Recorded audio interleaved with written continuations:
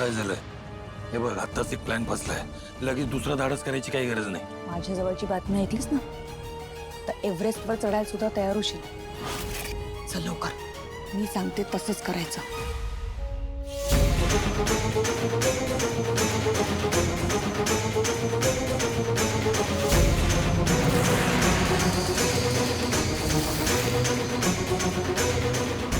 भैरवीजी,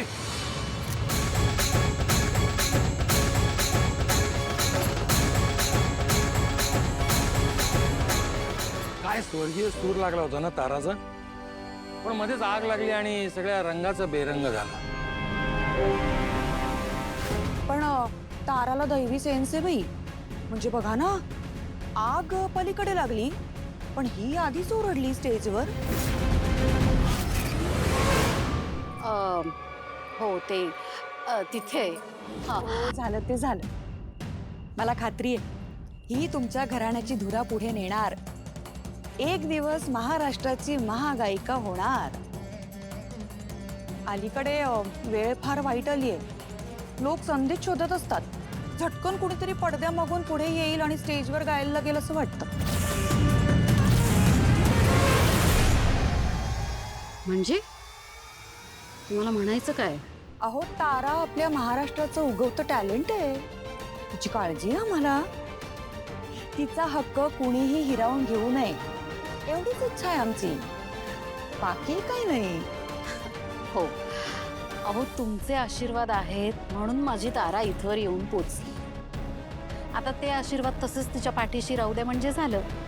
अगदी असली कसली का आवडती मोठी माणसं? तुझ्या वाट्याचे पैसे तर खातातच, पण तुझ्या वाट्याचं कौतुक बी तिलाच मिळतं. अहो, आशीर्वाद तर आहेतच, पण अजून कुणाची तरी पुण्याई तिच्या मागे खंबीरपणे उभी असणार आहे. म्हणूनच तर ती एवढी मोठी गायिका झाली.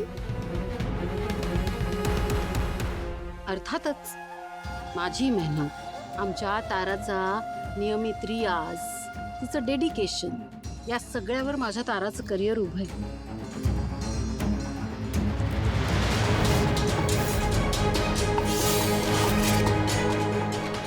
काका, आज एवढं सगळं घडलंय ना, थोडा अस्वस्थपणा आलाय. भेटूयात नंतर.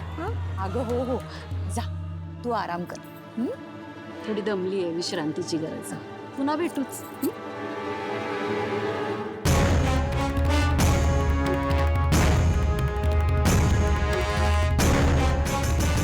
मला प्राण्यांमध्ये सगळ्यात धूर्त कोल्हा वाटायचा. ही बाई तर त्याच्याही पुढे निघाली. म्हणजे? आणि तुम्हाला इथे काय दाखवायला आणलेस? त्या मुलीकडे काही कलाबिला नाहीये गाण्याची. तिला गाता येत नाही. काय बोलतीयस तू? मग आतापर्यंत झालेलं तिचं नाव? तिचं नाहीये ते. तिचा आवाजही तिचा नाहीये. मग कोणाचं आहे? तिकडे बघा.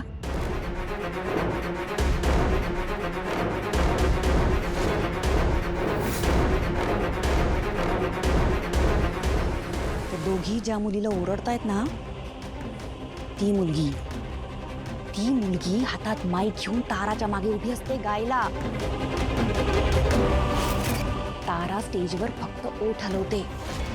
म्हणजे चेहरा ताराचा आहे, पण आवाज त्या मुलीचा. काय? म्हणजे काय? मी माझ्या कानांनी ऐकलंय. मला असं वाटायचं की मला ग्रहताऱ्यांची समज आहे, पण इथे ग्रहतारेच माझ्यावर खुश आहे. इतका सुवर्ण योग माझ्या आयुष्यात जुळून येईल असं मला कधीच वाटलं नव्हतं. तू जे सांगतेस त्याचं खरं असेल ना, माझ्या डोक्यात एक अतुलनीय गोष्ट शिजती आहे. काय?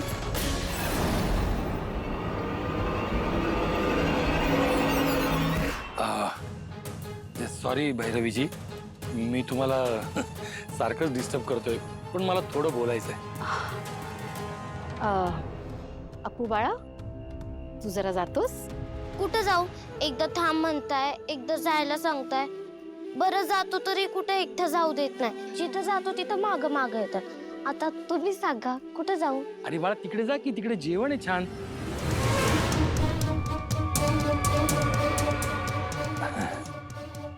सॉरी भैरवीजी, मी सतत तुम्हाला डिस्टर्ब करतोय, पण ताराचा आवाज ऐकून मी पुरता भारावून गेलोय आणि मला थोडंसं तुमच्याशी बोलायचं आहे. म्हणजे मला असं वाटतंय की ताराचा हा आवाज आहे ना, हा अस्सल मातीतला आवाज हा जगभर पोहोचला पाहिजे. पण तिने अजून मोठी झेप घ्यायला हवी असं मला वाटतंय. हो, ॲक्च्युली तारा ही खूप मेहनत घेते. तिचा रियाजही नियमित चालू असतो आणि असाच रियाज करत राहिली, प्रगती करत राहिली तर मग आमच्या घराण्याची परंपरा ती नक्कीच पुढे चालू ठेवेल. नाही नक्कीच. त्यासाठीच मी एक रिक्वेस्ट करायला आलोय तुमच्याकडे. रिक्वेस्ट? बोला ना. मी एक कॉन्सर्ट घेतोय, म्हणजे तो माझ्या क्लब हाऊसमध्येच असेल आणि मी ताराला तिचं योग्य ते मानधनही देणार आहे, कारण मी कलाकारांची कदर करतो. आणि सगळ्यात महत्त्वाचं असं की त्या कॉन्सर्टमध्ये खूप मोठमोठे प्रोड्युसर्स येणार आहेत, त्याच्यानंतर गाण्याची जाण असणारे संगीतकार येणार आहेत. तर मला असं वाटतं की त्या प्लॅटफॉर्मवर जर तारा गायली तर तिला तिथून खूप मोठी संधी मिळण्याची खूप शक्यता आहे. तर त्यासाठीच मी तुमच्याकडे आलोय. तुम्हाला काय वाटतं? हो, नक्कीच. तारा बाळा, तुझा नंबर मिळेल आम्हाला? हो, घ्या ना, घ्या.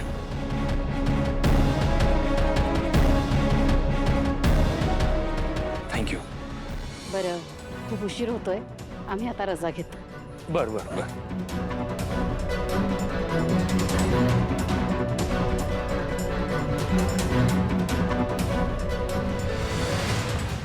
काहीतरी शिजतंय वाटतं डोक्यात.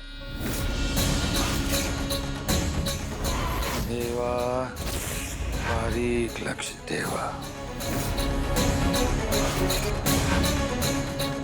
अपू, आधी जेवून घे. तुला औषधं घ्यायचेत ना अजून? अगं पण हक्के, त्या दोघींचं जेवण झाल्याशिवाय आपण कसं जेवायचं? परत जर त्यांनी आपल्याला जेवताना बघितलं आणि तुला मारलं तर? बघू आपण नंतर. चल आधी जेवून घे तू. चल. हाय. हॅलो. सॉरी, नाव काय तुझं? हे भारी आहे तुमचं. आधी ओरडायचं आणि मग नाव विचारायचं. हो का? पण मी ओरडली का तुला? नाही. या ना, जेवून घ्या तुम्ही. इथे हे सेक्शन आहे ना नॉनव्हेजचं आहे.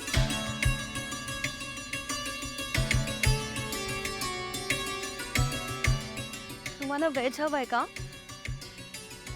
या ना, मी तुम्हाला ड्रॉप कर. या. नाव काय तुझं आणि कुठे राहतेस? माझं नाव सावली आणि मी आळंदीवरून आले. आणि इथे काय करतेस? गणपती मजा की नाही.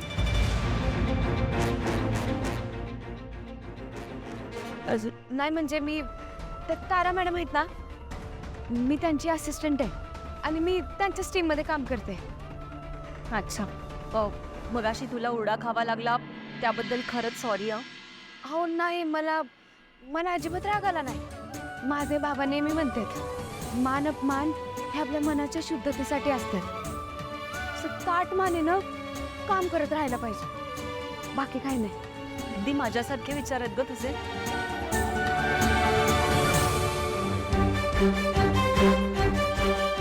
लाडू. लाडू यादी खाल्लेस ना? बबलू, माझे गेस्ट आहेत. खा, तुला पाहिजे तेवढे लाडू खा.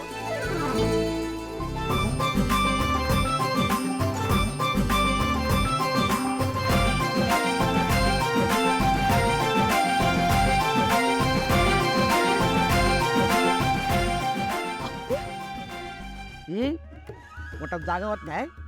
तुला ना गदा गदा हलवला पाहिजे, म्हणजे तुझ्या पोटात आहे ना जागा होईल. बबलू बस.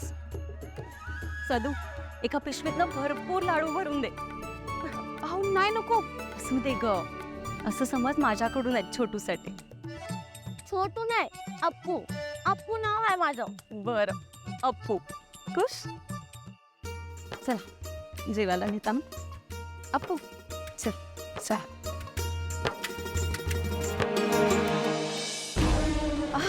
तिलोत्तमा, सारंग कसा आहे? बरं आहे तो आता. ऐश्वर्या पैसे दे. पैसे? तिलोत्तमा, तुला काय वाटलं आम्ही पैशासाठी इथं थांबलो आहोत? नाही हं. अगं आम्ही सारंगची विचारपूस करायला थांबलो होतो ग. तुम्ही पैसे नाही का म्हणताय? तू अजिबात ऐकू नकोस तिचं. दे पैसे. मी मुळीच घेणार नाहीये हे पैसे. अगं हा अगं, एकतर आज एवढा मोठा ऍक्सिडेंट झाला. नशिबाने कुणाला काही झालं नाही, पण तरीही रंगाचा बेरंग झालाच ना ग.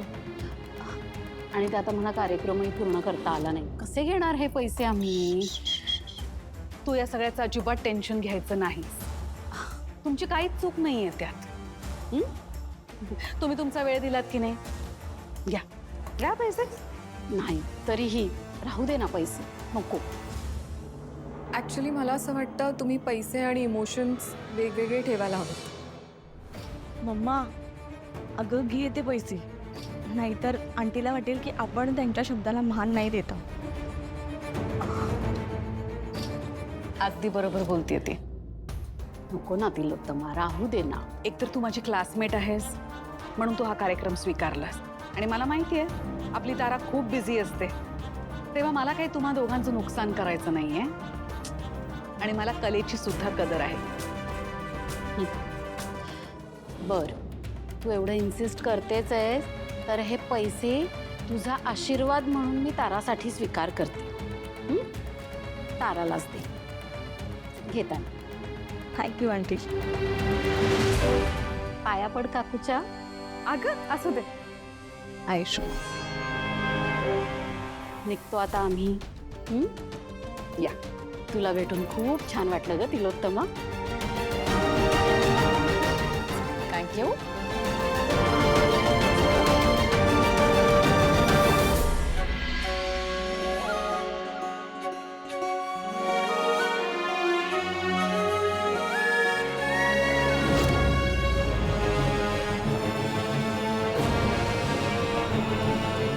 काय विचार सुरू डोक्यात?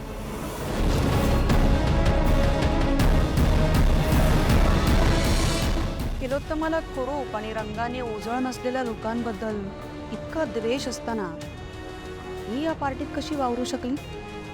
भार्गवीने हिच्याबद्दल काहीतरी खोटं सांगितलं असणार, म्हणून ती इथे टिकवली.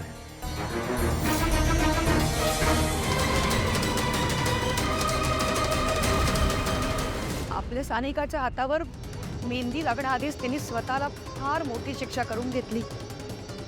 यांच्या घरात सनईचे सूर वाजले. आपल्या घरात ना आता कधी सनई वाजणार ना कधी मेहंदी रंगणार. हे सगळं आपल्या नशिबात नाहीये. ज्यांच्यामुळे हे झालंय ना त्यांना मी कधीच माफ नाही करणार. म्हणजे काय करणार असतील? तिलोत्तमाचा स्वाभिमान ठेचायचा. तो कसं? तुम्हाला जर एखादी गोष्ट आवडत नसेल आणि तीच तुमच्या आयुष्यात आली तर म्हणजे काय म्हणायचं तुला? तिलोत्तमाला काय आवडतं? सुंदरता.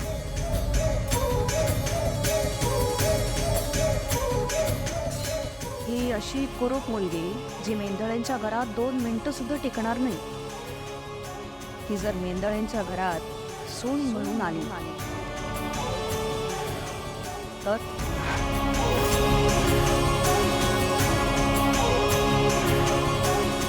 अच्छा, म्हणजे मेहंदळींची सगळी पत्रिकाच बदलून टाकायची. येस, असंच करायचं. ही मुलगी सारंगची बायको बनून मेंदळेंच्या घरात जाणार. तिलोत्तमाच्या अगदी मनाविरुद्ध ही पोरगी. तिच्यासारखी आपण पेरलेली पोरगी जर मेंदळेंच्या घरात गेली ना तर मेंदळेंच्या घरात कुबराम माजेल. पण ही तयार का होईल? जे आपलं काय केली? गरजू दिसते ही मुलगी. म्हणून तर भैरवीच्या इतक्या लाथाबुक्क्या खाऊ सुद्धा अजूनही तिच्याबरोबर टिकून आहे. आणि काय सांगावं, या बहाण्याने तिच्याही आयुष्याचं सार्थक होईल. एरवी सारंगसारखा मुलगा तिला स्वप्नात सुद्धा मिळणार नाही. असं असेल तर हिच्यापर्यंत पोहोचण्यासाठी भैरवी आणि तारा ही एकमेव शिडी आहे. अहो, ही जर भैरवी सोबत आली असेल तर तिच्याच सोबत परत जाईल. मी काय म्हणते, जे काही करायचं आहे ते लवकर करायला लागेल.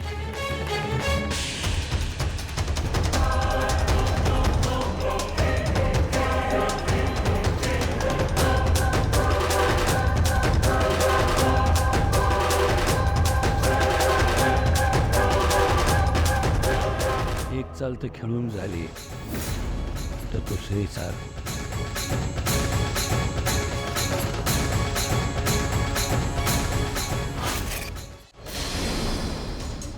मम्मा मला तर प्रश्नच पडला होता की आपल्याला पैसे मिळतील की नाही. तारा तू मूर्ख आहेस.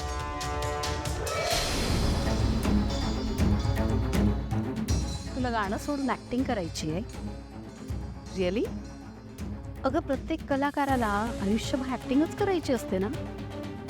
तुला जर एवढीच पैशाची हौस असेल ना तर एक काम कर, छानपैकी गाण्याची ऍक्टिंग कर.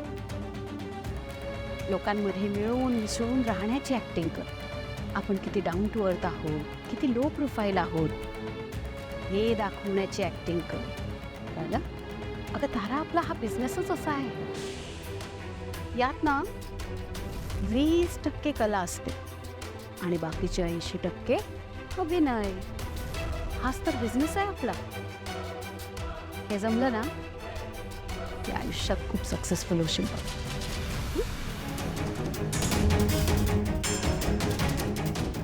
काय त्यात? लाडू आहेत. कोणी दिले?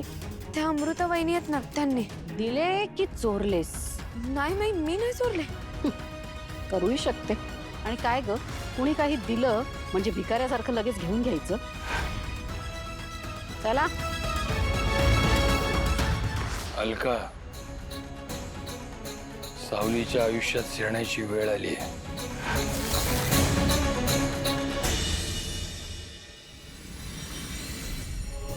अहो, किती वेळ झाला, साऊ अजूनही येईना. सकाळी बी कशी धडपडत गेली होती पोर माझी. माझा जीव काही थाऱ्यावर राहीना बघा. हरवायला लहान आहे का ती सासूबाई? हा, आणि समजा निलीच अगदी कुणी अंधारात उचलू तरी तेच परत आणून देतील आपल्याला. खरं घाबरून चार पैसे बी ठेवतील हातात, ते वेगळंच. सुनबाई, तुम्हाला काय मन बिन काय आहे का नाही? साऊची काळजी नाही वाटत होय? काय बोलताय? सांगू का, मला ना तिच्या होणाऱ्या नवऱ्याची जास्त काळजी वाटते हो. बास शांती, बास. आला का तुमचा डायलॉग? बास जयंती बास. सगदेवा, अरे एक तर तू तरी सांग तिला, नाहीतर मी तरी सांगती. ओ सासूबाई, जिनके घर शीशे के होते हैं ना वो दूसरों के घरों पे पत्थर. कट्टलवारांच्या घरातली माणसं येतील ना गाड्या भरून भरून, दाखवतेच मी. बरं बाई, येऊ देत. गाड्या येऊ देत, नाही तर घोडे येऊ देत, पण तू तुझं तोंड बंद कर बाई. एवढं तुमच्यासारख्या मोठ्या आणि समजूतदार गायिकेला आपल्याच माणसावर ओरडणं बरं नाही दिसत. अहो ताई, जाऊ द्या. झालं ते झालं, विसरा ते आता. बरं, आता आपण निघूया. हो मम्मा, आय डोंट नो, काहीतरी प्रॉब्लेम झालाय पण आपली गाडी स्टार्ट नाही होत आहे. काय? पण आता येताना तर ठीक होती. मी स्वतः चेक केली आहे.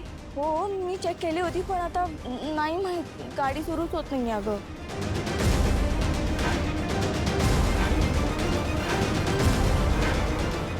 बरं भैरवीजी, तुम्हाला काही प्रॉब्लेम नसेल तर माझ्या गाडीने मी सोडू का तुम्हाला? हो, आणि तेवढीच तुम्हाला थोडी मदत केल्याचं आम्हाला समाधान. ठीक आहे, चल. अलका, त्यांना घेऊन जा. हा, चल या.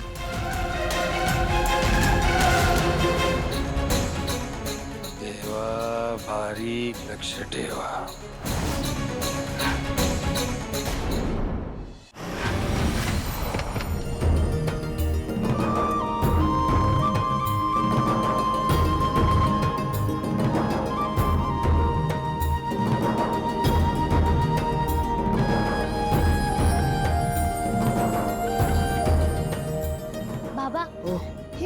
आम्हाला तिकडे पार्टीत भेटली. लय भारी माणसं आहे. ज्योतिष बितिष सांगतात. रामकृष्ण हरी. रामकृष्ण. या गरीबाच्या घरात आपलं स्वागत आहे. या ना या. या या या या बसा. बस.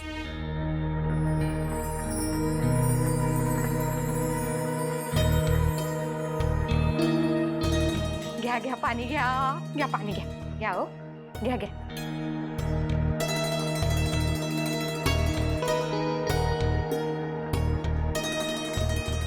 घरच्या भिंती माणसांचं मन बघतात, म्हणजे त्यांची गरिबी किंवा श्रीमंती नाही. बसा हा तुम्ही, चहा आणते मी.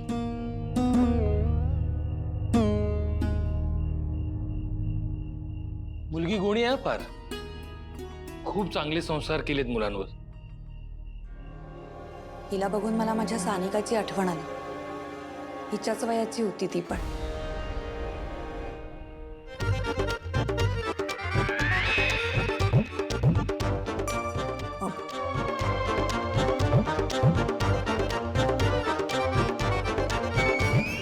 नाही म्हणजे आमच्या कोट्टलवार घराच्या बायका आहेत ना, अशाच राहतात हा, अगदी तालेवार. भारी हा भारी.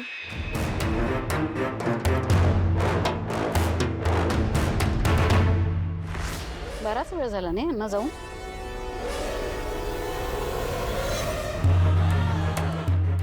ज्योतिष ही आमच्या घरची पारंपरिक विद्या आहे.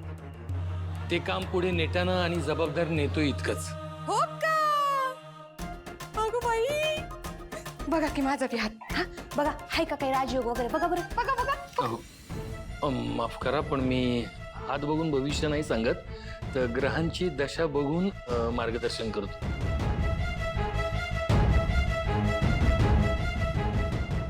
खरं तर आता असं विचारणं चुकीचं आहे, पण सावलीच्या लग्नाचा काही विचार केलाय का तुम्ही?